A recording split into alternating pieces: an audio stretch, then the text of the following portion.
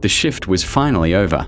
The kind of day where the clock seems to mock you, ticking slower with every passing second. All I wanted was to get home, take a scalding hot shower, and just collapse. As I stepped out into the cold night, the city lights stretched the shadows long and thin across the pavement. I was too exhausted to care.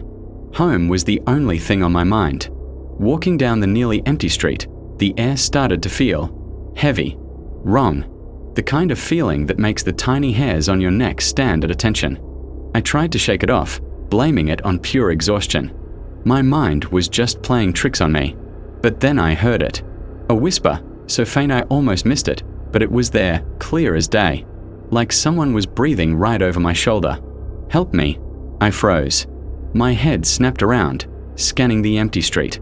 Nothing. Just the low, distant hum of the city.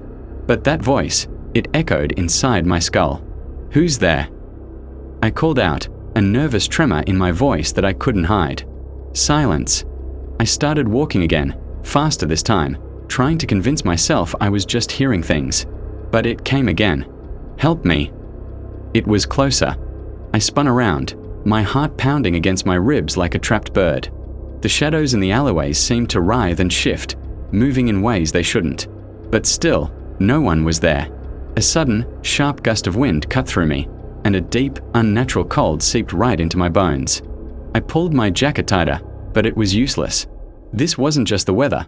This was a cold that came from within, as if something was trying to drag me down into the darkness with it. And that's when I saw it. A flicker in the corner of my eye. A shadow. But this was no ordinary shadow. It was tall, unnaturally thin, with two gleaming eyes that were like black holes, sucking all the light and hope out of the world. I was completely frozen, paralyzed by a primal fear that screamed this thing was not of our world. It just stood there, watching me from the darkness. I felt its presence in the pit of my stomach. I had to run. My mind was screaming, but my feet felt like they were bolted to the concrete. I managed a single, clumsy step back, but the shadows were closing in. "Help me." This time it wasn't a whisper. It was a scream. A raw, desperate cry of pure agony, the kind that rips right through you. I didn't know where it was coming from, but it was everywhere. I finally broke free and ran, stumbling blindly through the dark streets, my mind reeling, trying to make sense of the nightmare I'd fallen into. I rounded a corner and skidded to a stop. The alley ahead was filled with them. More shadows. Figures, like twisted, deformed silhouettes. They stood there, dozens of them, all staring at me with empty, hollow eyes. Their mouths were moving, forming silent words. My heart hammered against my chest. This isn't real. It can't be. Then, one of them spoke. Its voice was like grinding stones, ancient and filled with sorrow. We were forgotten. A wave of icy dread washed over me. They were talking to me. The air grew thick with the cloying smell of decay, and my stomach churned. Forgotten. I stammered, my voice barely a whisper. They started to move, shuffling towards me. Their limbs twisted at impossible angles, their dead eyes boring into me, seeing straight into my soul. I wanted to scream, to run, but my legs were locked in place again. Something cold and unyielding was holding me there. One of them reached out a skeletal, cracked hand. The air around me dropped, my breath turning to fog right in front of my face.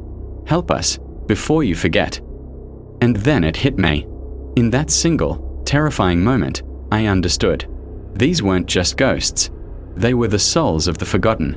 People left behind, trapped between worlds, because no one was left to remember them. They needed closure, acknowledgement, just a sign that their lives had mattered. A crushing weight of guilt fell over me. I'd spent my life so wrapped up in my own little world, my own trivial problems, that I'd stopped truly seeing the people around me. I'd taken them for granted. I thought about the people I'd lost. Family, friends, loved ones I had pushed to the back of my mind because I was too busy, too distracted, too selfish. The shadow reached for me again. But this time, I didn't flinch. I took a deep breath. My heart was still racing, but a strange sense of clarity washed over the fear. "I won't forget you," I said, my voice quiet but firm. "I promise." They paused. The silent movement stopped. Their hollow eyes watched me, as if weighing my words. And then, one by one, they began to fade. The suffocating cold lifted. The oppressive darkness receded, and the tormenting voices fell silent. For the first time all night, everything was still. I don't know if I really helped them, or if my exhausted mind had just concocted the whole terrifying ordeal. But when I finally walked through my front door that night, something had changed. I felt lighter. I knew I couldn't afford to forget anymore. Not the souls in the alley, and not the people still here who matter. Because the ghosts we should truly be afraid of aren't the ones we see in the dark. They're the ones we willingly neglect in our own hearts. And that's the most terrifying thing of all. Thanks for listening to my story. If you've ever had an experience you can't explain, let me know in the comments. And don't forget to subscribe for more strange tales. Stay safe out there.